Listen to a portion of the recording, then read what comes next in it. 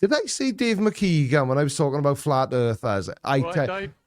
If I did, I do apologise. I meant Dave Weiss. Oh, no. Cut that out. Cut that out. Please subscribe. Fire away. Ask me anything you want, except my name and whether I've got clean underpants on today. But you can ask me pretty much anything else. Right, so we got Bart Stairs like father like son then. Yeah, apparently so. Chigs McFarlane. Do you know some of these usernames? Right, so we got some questions. Dan Palmer's question, do you still watch Stradman? Yeah, I watch everything he uploads. Yeah, I am. That's sad. Matt Kingsland, do you have any stories behind the tattoos?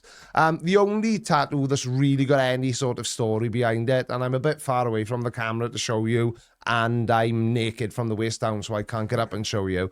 I've only got on like a paper thong. I was getting a massage. Yeah.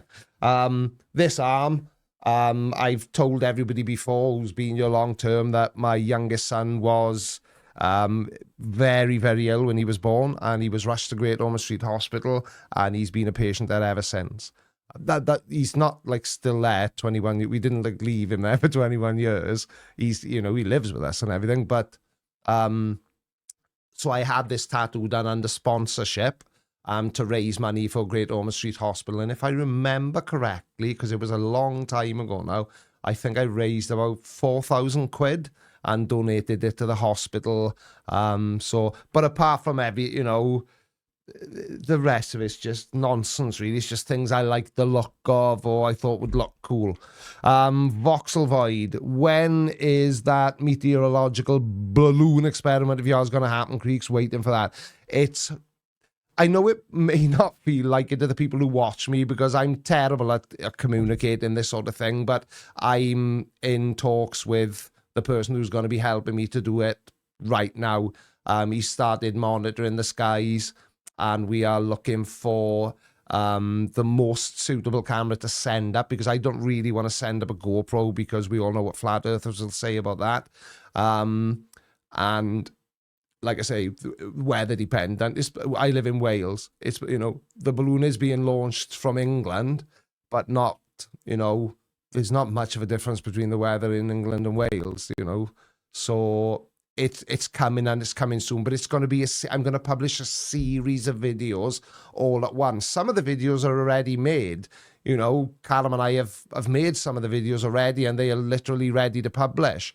But I want to publish it as, you know, almost as if you sit down on a Saturday and I think, oh, I want to watch that box set on Netflix. Well, I'm hoping that this balloon launch series of videos will be interested enough that you'll want to sit down and watch that on a Sunday night. Where do you get your magnificent hats from? Well, funny you should say that.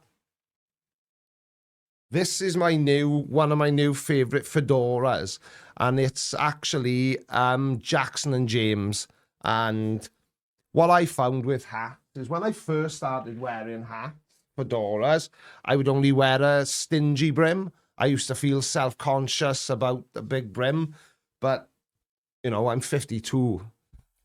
I literally could not give a crap what anybody thinks about the way I look, so I got braver, bigger brim. So Jackson and James.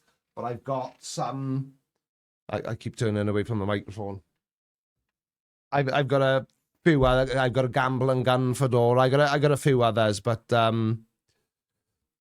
yeah, I do love hats. And I want a cowboy hat. Can anybody, and I don't want to go on Amazon, type in cowboy hat, and I want an actual cowboy hat from cowboy country, Texas, you know, that sort of thing. Can anybody let me know how I can buy a cowboy hat, or how I can get one sent to me, you know, shipped over to the UK? Because not that I'm going to like wear a cowboy hat in my videos, although I probably would. I definitely would. So if somebody wants to send me a cowboy hat, I will be wearing it in videos. What's the single dumbest thing a flirf has ever said as far as you've seen?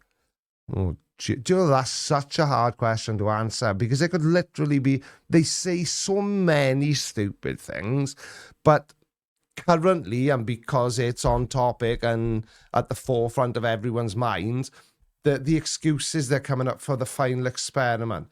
360-degree LED screens. Are you serious? Surely nobody is that stupid. Do these people have assistants that dress them in the morning, or do all flat earthers still live at home with their parents? I got no idea, but I think it's the 360 screens is the biggest thing, and that's how they are saying there's a 24-hour sun in Antarctica, even though for years and years they've been saying there isn't.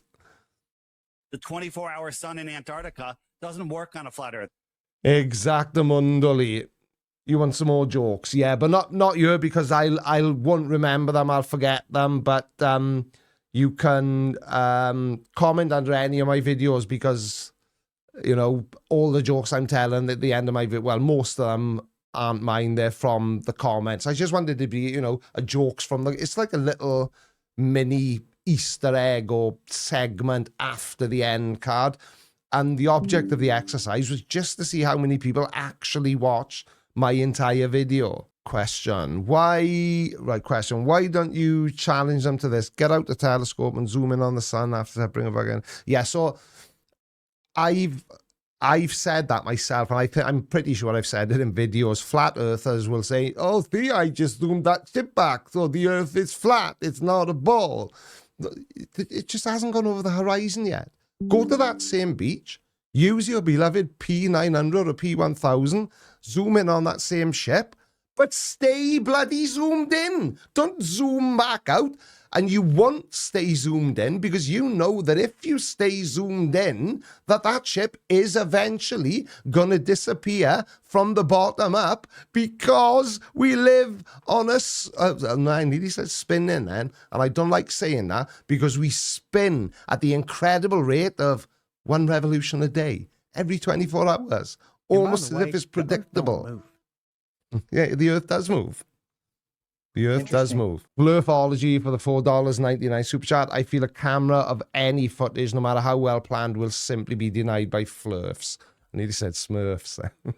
I agree with you. 100%. It doesn't matter what evidence you present to them. Their minds are made up, especially especially with the ones that make money, the Dave Mckeegans and the Mark Sargents of the year. Think about it like this. If I came to you now, regardless of what you do for a living, and I said, I want you to completely reverse your worldview, but unfortunately it is going to cost you 100% of your income, would you do it? Because I know I wouldn't. Because, well, I just wouldn't, because it would be a silly thing to do. X-Penguin, £5 super chat. Thank you very much indeed. Must be disappointing for the partners of Flat Earth, as the earth will never move for them. My first super chat, fresh remix. My first super chat goes to Creaky, who always keeps me entertained. Thank you, mate. That's just a polite way of saying that you laugh at me. Right, let's answer a few more of these questions. You said Dave Mckeegan. I said Dave Mckeegan was a flurf. I don't think I did. Questions. Bullshit. Have you considered getting a bigger balloon and sending up a fleur? I haven't, but if they did one-way space flights, I'd probably crowdfund it and send one of them into space and leave them there. Yeah, Dave. Did I say Dave Mckeegan when I was talking about flat earthers? If I did, I do apologize. I meant Dave Weiss. Did I say the Dave Mckeegans of this world? I'm so sorry, Dave. Please don't watch any of the clips from this video or the video in its entirety. 103k now. How professional is this outfit now? Is your lad on the paycheck or still on Nuggies and Freddos for his... Yeah, he gets a tube of Smarties for every single video he edits for me. I'm that generous. And on the weekend, you know, if he has to do anything extra over the weekend, I actually buy him a family sharing bag of Maltesers. So... And that's all I eat for the week. That's why he's like a racing snake, because, you know, I'm terrible at paying people, but it's not as professional as you may think. If you could see the rest of this room, it looks like the Tasmanian devil's been hanging out in here. And sorry, Dave Mckeegan, if I did, yeah. Soz. Dan the Indoor Man, congratulations on 100k. Thank you, pal. And the person whose name starts with a R, you meant Fleur for Dave Wisner. Oh, no. I did. I must have called Dave a Fleur. Oh, no. Sorry, Dave. It's all right. We let it that out. We'll have to. Yeah. Dave will never speak to me again. Cut that. Yeah, cut that out. So, what time is it now? Right, moving on. Callum is so thoroughly spoiled a whole bag of Maltesers. I know. It's just, yeah. That's, it's just how I roll. So nobody else has got any questions. Do you think? Because I'm not saying. Oh, there's another one I missed. How did you get into video making? Was it something you did before getting in YouTube? No. I have told this story before, but like I say, that was before I am where I am now with the channel. So I bought a camera because I wanted to start playing around with video. And I didn't buy it with any intention of creating a YouTube channel. It wasn't even a thought in my mind. But I did something one day and I thought, well, that could go on YouTube, actually. It was something on my sign shop and I chucked it up and a few people watched it. And I thought, well, I know what I'm going to do. I'm going to join a few Facebook how to be a YouTuber groups. And I joined one and there was a lady in there called Pam Duthie who was still subscribed to me today. And she was telling everyone in this Facebook group about this guy whose channel is blowing up. God, the other day he was on 8,000, so now he's on 80,000. And she was talking about Simon Dan. So I had a look at Simon Dan's channel, enjoyed what I saw, was incredibly frustrated with myself that I felt I wasn't smart enough to do what he did. But a couple of days went by and I kept ducking in and out of Dan's channel, having a look, and I thought, oh, do you know what? I got a big mouth. I can work out what to say. I can read. So I'll give it a go. And the first flat earth debunking video, if that's what you want to call it, I published, was shared in Nathan Oakley's Facebook group, the world's biggest flat earth group, the one that got deleted. And I had a load of views, considering I was a brand new channel and the video I had published before had like 3 views. And I think it was Conspiracy Cats who reached out to me first, then Fight the Flat Earth, asking me, did I want to do something with them? And I thought, well, any port in a storm. So once we cleared up that they were talking about making a video, it was a definite yes straight away. So I collaborated with Fight the Flat Earth, and then that was late 2018, and on Christmas Day 2018, I passed 1,000 subscribers, and I thought that was an insanely big number. How can 1,000 people possibly be interested in anything at all I've got to say? And it just sort of went from there then. So I had no plans to be a YouTuber. I just sort of became a YouTuber. And that's how I did, that's how I did it. And because I get people asking me now, if I, Dave is here. I don't think Dave is still in the side chat, because if he was, he would have shouted at me by now. Who's your favorite flat earther? I was going to say Creaky.